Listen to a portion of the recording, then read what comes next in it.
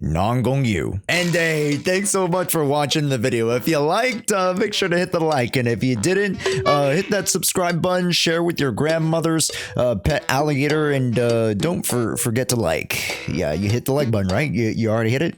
Folks, welcome to your 2.7 Who to Pull Guide, where we break down each of our newly announced banner characters to see which is going to be the right fit for you. And aside from the gooners thinking that Cissia is going to be the right fit for everyone, these characters come ahead of an interesting and speculative 2.8 cast and the coveted 3.x patch, which folks are very interested in the new upcoming factions. And if you're interested in what those factions are, I'll be making a video very soon. But for now, let's start the party with our first new character, the last of the Angels of Delusion cast, that being Nangong Yu. Now, aside from the bit that we did earlier, Nangong actually comes to the cast as quite the interesting unit. See, with the last stunner being one of the most meta-relevant units in the past 6 months in Dial-In, what, pray tell, does Nangong bring to the table? The answer is a lot. Yeah, she brings a ton to the table. And when we mean a ton, we mean a ton, as in her dual-wielding maces, Nangong is an ether stunner whose main goal is to get your anomaly units to stun. Now, if you were to say that all the way back in 1.0, you'd sound crazy. Oh, anomaly units want to stun? Huh. There's no way! But in the big 2.7, that's the niche that we're starting to carve out here. It's no secret that hyper carry or on-field anomaly characters exist, and it's no secret that stun damage multipliers have been almost biblically abused for its ability to increase the stage's damage potential. So it's only natural to think that we'd be blending the two eventually, and with Nangong Yu, it makes it all the more possible. Let's discuss how. See, Nangong is an amazing stunner who also contributes quite a bit towards anomaly bonuses and attribute anomalies herself. She has anomaly scaling for her impact, which for characters like Dial-Ins or Triggers of the world had utilized crit rate, but here we're using anomaly mastery, which means ether from this little squid will be off the charts. And not only that, with Nangong Yu's additional ability, she'll be able to buff anomaly buildup and grant the ability to pop polarity disorders, which is not a disorder type that I thought we'd be seeing from a stunner. Polarity disorder previously was only used by Yidhari. For those unfamiliar with its effects, it essentially was an on-demand disorder, and as long as you have previous anomaly on the unit, you'd be able to pop this and not allow the previous anomaly to fall off, meaning that the previous anomaly could be used for another disorder or even a bloom, this creating some incredible fireworks of anomaly attacks. Oh yeah, and also Nangong extends the duration of the stun window. So she literally is just a flip ton of amazing buffs that help cater towards hypercarry anomaly units such as Miyabi to run a more conventional attack style comp with Yidhari, or another helpful anomaly based unit down the road, and even Alice's and Yanagis of the world. And who could forget the literal star of the show, Arya, who already has so much success with the various amounts of supports and anomaly units by her side.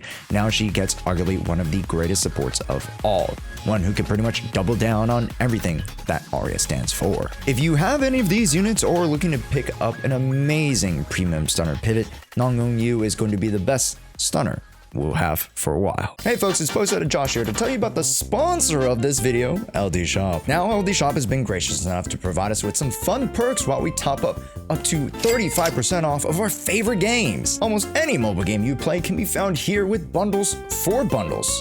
Wait, that's kinda genius. And off of your first purchase, LD Shop wants to make you a customer for your gacha stay, so they're giving you a top up starting at 22%. All you need to do is take your ID, region, and enter your payment method, which they have it all, and boom. Yeah, you can't miss out on even more savings because I have an additional 15% off code if you use the link below with an extra 5% coupon for later. Take a look at the Internet passes. They are $3.60 versus your regular $5. That money adds up, folks. Well, make sure to drop by LD Shop by clicking the link in the description for exclusive perks and discounts. And thank you to LD Shop for sponsoring this video. Next, let's head on over from the smirking squid to the dumb snake. That's right, let's talk Cissia. Now, Cissia coming in as an electric attack unit was not on my list of classes for her to be, and well, there aren't that many classes.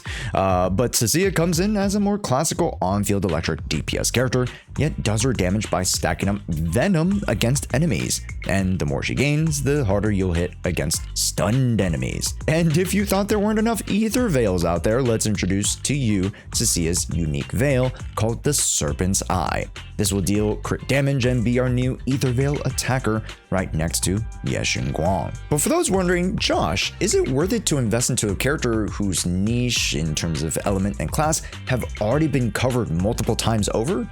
To be honest, the straight answer is no. But that doesn't mean that the individual character loses her merit. And for those who are relatively new or returning to the game who don't have any characters who play in Ether Veils, Cissia will be a strong carry for you as she can create her own domain expansion. And think of it this way, the same exact characters who work well with an electric attacker will work with Cissia. So you won't have to pull more units to either gain an upgrade or get a secondary option to your Sambi, Seeds, or Harmosas. But as far as a grade in terms of pull value, I'd put her down in a B- or even relative C tier, as she just doesn't bring anything new to the table, nor is she a character that seems to be strong enough to break out of the status quo.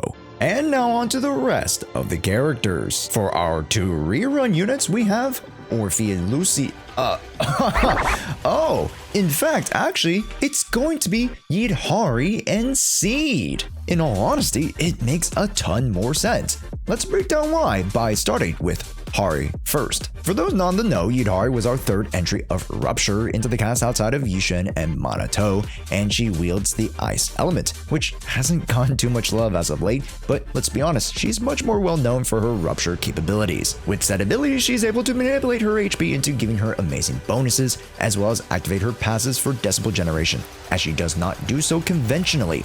So she's incentivizing you to build up her charges and move that HP bar up and down. For folks who are a bit HP versed and like to keep a 100% clean bar, Yidhari might be a bit of an irrational fear for you, but worry not, as Yidhari has amazing resistance to interruption and damage reduction to where she lowers her HP all the way down to 25%, and that actually not mattering too much.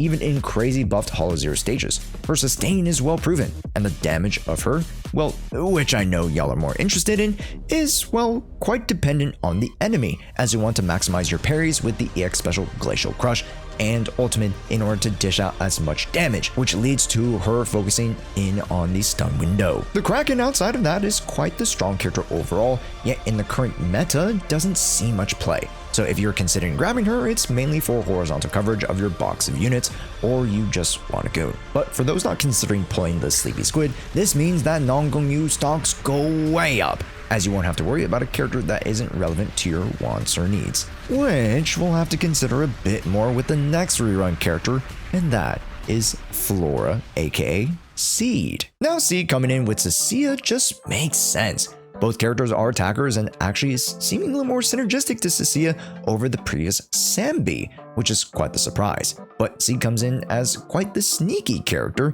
as the narrative on her release alongside Orphe was that these attackers are quite niche, and because of their quote-unquote restrictions on the way they need attackers, they were going to fall off fast. Well, that's not the case here, as there is a clear synergy with the 2 electric attackers, as Cissia's damage window lines up well with Seed's burst of charge attacks, and with Seed in general, her being able to backpack early attacker units for those beginning in the game makes Seed a very strong beginner's pick, which is something not too many people mention. Yes, there are beginners and intermediate players in the game and community, not everyone is part of the 1%. And with Seed's strong buffs, varied playstyle, and slightly more flexible team comps than people give her credit for, Seed is still a strong pickup at most levels outside of the 0.1% bourgeoisie. And with that, we'll conclude our quick yet concise review of our 2.7 units. And with 2.8 seemingly to bring a bit more spice into the mix, what do you guys think of the upcoming content? Let me know down in the comments. Currently, we're trying to head towards 35k subscribers here on the YouTube channel, so I would love for you guys to hit that big old red button and make sure to like the video, because the more you do, the more I know you guys want these amazing insights. With that being said, I do have a Nangong early access guide for you guys to prepare, so make sure to hit that notification bell to stay in touch. But YouTube likes to recommend, for now, some of our latest and greatest hits, so make sure to click on one of these videos, whichever suits your fancy. My name is Josh, and we'll see you there.